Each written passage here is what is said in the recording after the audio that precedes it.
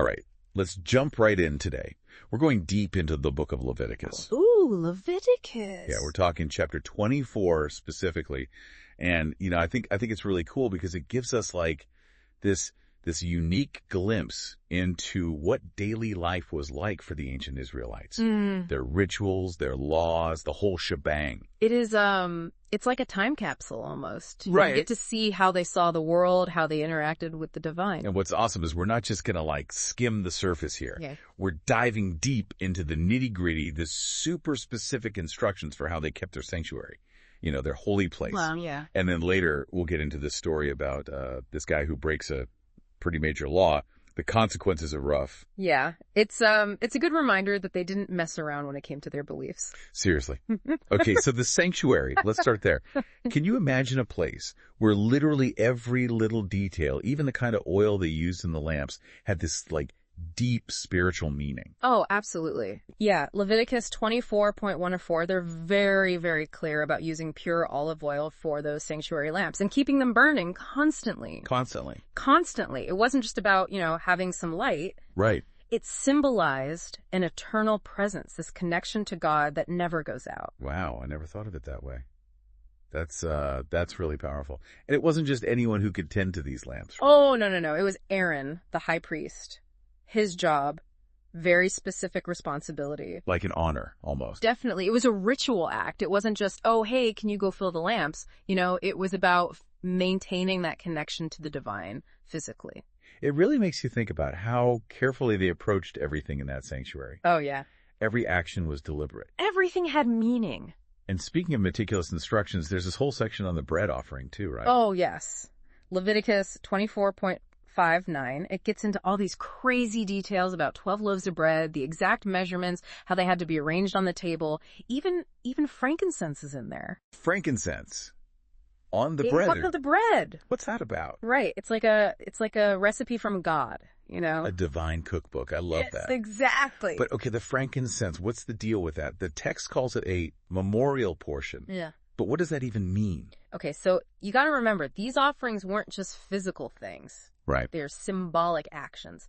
The frankincense, with that amazing smell, it was like a reminder, this sensory cue to remember their covenant with God. Oh, I get it. So it's like every piece of the ritual, from the oil to the frankincense, was carefully chosen to create this total sensory experience, right? Yeah. Like a way to really connect with the divine on a deeper level. Exactly.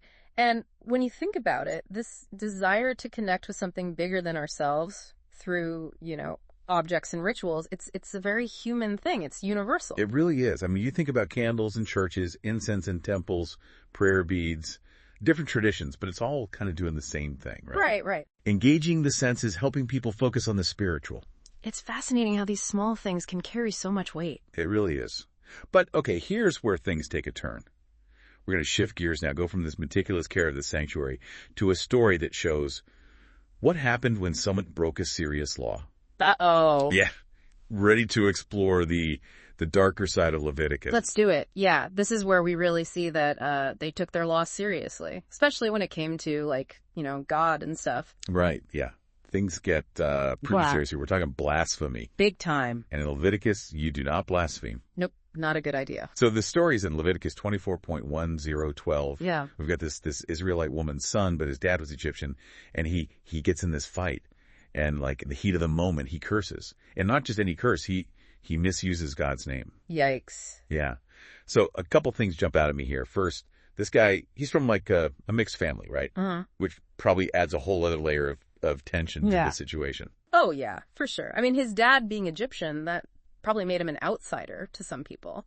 Right? Like not really belonging. Exactly. Could have definitely contributed to the whole thing. And then there's the fact that they actually consulted God for a judgment. Oh, yeah, that's a big deal. It's like taking it to the Supreme Court, but the divine Supreme Court. That's a great way to put it. It shows you how central God was to their whole legal system. This wasn't just like a human squabble. Right. It was about divine justice. So what happened? What was the verdict from God? What'd they do to this guy? Well, Leviticus 24.1316 is pretty clear. Death by stoning. Whoa. Yeah. Okay, that's intense. It really shows you how much weight they put on words. Absolutely. Especially when it came to God. I mean, His name represented everything to them, their whole belief system. Right. So to misuse it, that was a direct attack on, the core of their society. So this story, it's not just about one guy messing up. No. It's like setting a precedent.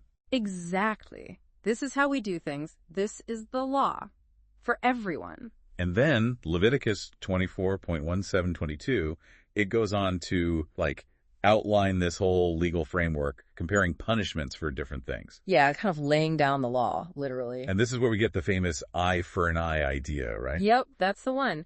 But it's often misunderstood. It wasn't about, literally taking an eye if someone took yours. Oh, okay. So what was it about then? Proportionate justice, making sure the punishment, actually fit the crime. So, if you hurt someone, the punishment should be equal to the harm you caused. Exactly. And it was meant to prevent, crazy punishments, over-the-top stuff. It's interesting, though, right? Because this ancient idea, it still kind of pops up in our own legal systems today. Oh, absolutely. It's like a seed that was planted way back then, and it's kept growing and changing throughout history. Yeah, that makes sense. And another thing that stands out to me is that this legal code, it applied to everyone, right? Leviticus 24.22 says Israelites and foreigners. No special treatment. Everyone was held to the same standard. That's, at least in theory, that's pretty fair. They were trying to create a just system for everybody. Trying to. And to really hammer home the point, Leviticus 24.23 tells us the guy who, blasphemed, he was executed right away, no waiting around. Wow, so no messing around. These rules were serious business. Absolutely. They were the foundation of their whole society, and they weren't afraid to, enforce them. So we've gone from the super careful rituals in the sanctuary to this very strict punishment for blasphemy. Yeah, two sides of the same coin. It's like a glimpse into what life was like back then. The good, the bad, and the very serious. It really highlights how connected everything was for them. Their rituals, their laws, their beliefs, all part of this tapestry of their relationship with the divine. Makes you wonder how much we've really changed, Are we that different in how we wrestle with right and wrong and justice and all that? Man, it's wild how much we can learn from just one chapter, right? We've gone from the super detailed rituals they did all the way to some pretty harsh laws. It really shows you how connected everything was for them, their religion and their laws all came from the same place, that deep respect for God. Yeah, that reverence. It's easy to look back now and be like, whoa, that's kind of intense. Yeah. But I do think there are things we can learn from it, even today. Oh, absolutely. Think about how carefully they took care of the sanctuary. It wasn't just about keeping it tidy, right? Mm-hmm. It was about making it a sacred space, a place where they could really, truly connect with God. Yeah, it was like they were saying, this place is holy. We got to treat it with the utmost respect. Exactly. And that same respect, it went for their laws, too. Oh, yeah. That story with the guy who, blasphemed. It shows just how seriously they took any offense against God. It was about protecting their beliefs. Yeah. It really makes you think, what do we consider sacred in our own lives? And how do we protect it? That's a good question. What are those values and beliefs that we hold so dear? And how do we react when someone challenges them? Yeah. Something to think about for sure. But you know what else sticks out to me? Even though some of their laws seem, kind of harsh, they were really trying to be just. Yeah. Even that eye for an eye thing, which sounds brutal to us now, right? Yeah. It was actually about being fair, holding people accountable. Yeah, it's making sure the punishment fit what they did, not going overboard. Right. And don't forget, their laws applied to everybody. Israelites, foreigners, didn't matter. They were trying to build a fair system for everyone, no matter who you were. Exactly. It makes you wonder, how far have we really come in our own ideas about justice? Are we so different from them? That's a really interesting question. One that I hope everyone listening will think about. How do these ancient laws and ideas, how do they resonate with you today? What can we learn from them as we try to figure out, what's right and wrong in our own world? It's been quite a deep dive today. It has. And I hope it's given everyone a lot to think about, because it certainly has for me. It's been a fascinating look at a really complex and often misunderstood text. It just goes to show that even these ancient writings, they can still speak to us today, if we're willing to listen. Absolutely. Well, thanks for joining us on this journey into Leviticus, everyone.